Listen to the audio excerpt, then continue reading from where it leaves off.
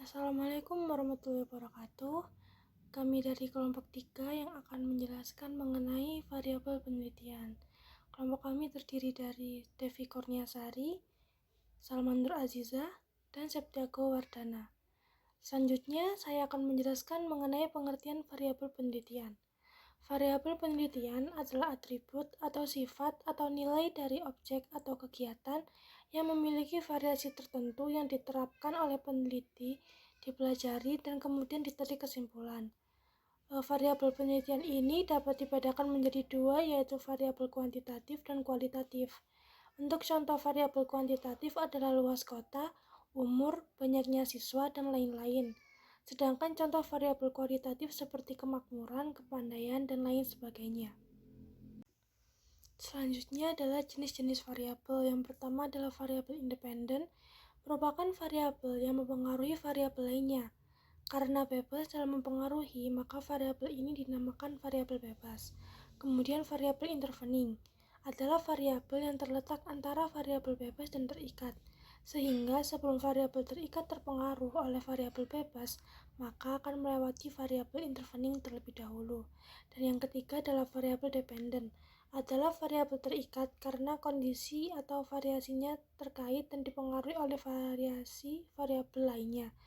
Contohnya penelitian mengenai pengaruh motivasi belajar terhadap prestasi belajar siswa.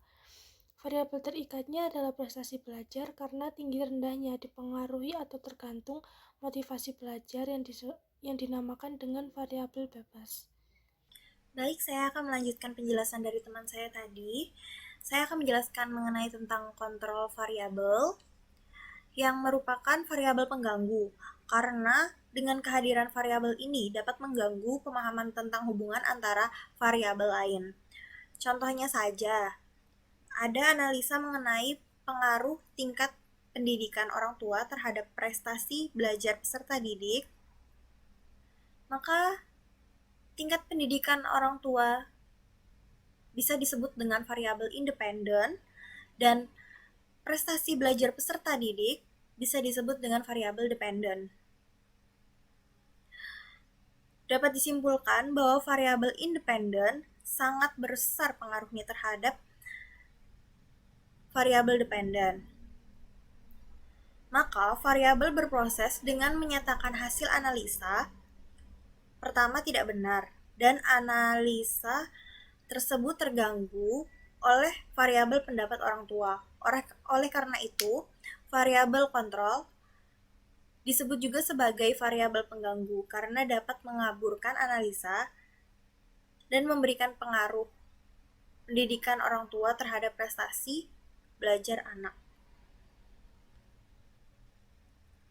Kemudian dilanjutkan dengan variabel moderator, yaitu variabel yang dapat memperkuat atau memperlemah pengaruh antara hubungan variabel independen dan variabel dependen. Mungkin kedengarannya variabel moderator hampir sama dengan variabel kontrol. Namun, kenyataannya variabel moderator bertimbal balik dari variabel kontrol.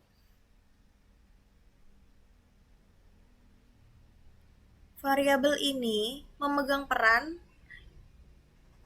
menentukan hubungan antara anggota.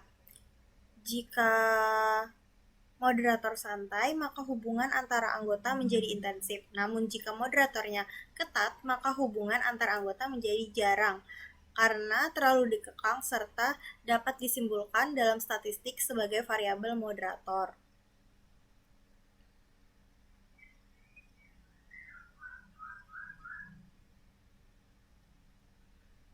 Variabel ini juga disebut dengan variabel kontingensi, di mana dalam menguji peran variabel moderator biasanya dinyatakan dua hipotesis, yaitu hipotesis yang menunjukkan pengaruh variabel prediktor terhadap variabel kriteria dan hipotesis yang menunjukkan pengaruh spesifik yang lebih jelas dengan memasukkan variabel moderator. Kemudian akan dilanjutkan dengan saudara Septiago Wardana. Confounding variable. Confounding variable adalah pengaruh luar yang mengubah pengaruh variabel dependen dan independen. Confounding variable dapat merusak eksperimen dan menghasilkan hasil yang tidak berguna. Kemudian ada pengukuran variabel. Variabel mengandung pengertian, ukuran, atau ciri yang dimiliki oleh anggota suatu kelompok. Proses pengukuran terdiri dari yang pertama pembentukan dan yang kedua skala pengukuran. Definisi operasional variabel terdiri dari definisi suatu konsep atau kontrak yang merupakan suatu definisi yang menyatakan secara jelas dan akurat mengenai bagaimana suatu konsep atau kontrak tersebut diukur. Yang kedua, pengukuran dengan melihat dimensi perilaku aspek atau karakteristik yang ditunjukkan oleh suatu konsep. Ada juga skala pengukuran yang terdiri dari 4 jenis skala pengukuran, yaitu skala nominal adalah skala yang memungkinkan peneliti mengelompokkan subjek ke dalam kategori atau kelompok. Yang kedua, skala ordinal. Skala ordinal tidak hanya menyatakan kategori, tapi juga menyatakan peringkat kategori tersebut. Yang ketiga, skala interval. Skala interval memungkinkan mengukur beda antara dua titik dalam skala, menghitung means dan standar deviasi data. Yang terakhir, skala rasio. Skala rasio merupakan kedudukan data yang tinggi di mana memiliki nilai 0 yang orisinal.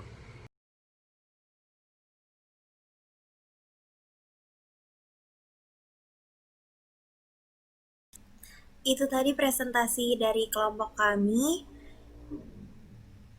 Terima kasih telah menyimak, dan jika ada yang ingin ditanggapi atau dipertanyakan, dipersilahkan.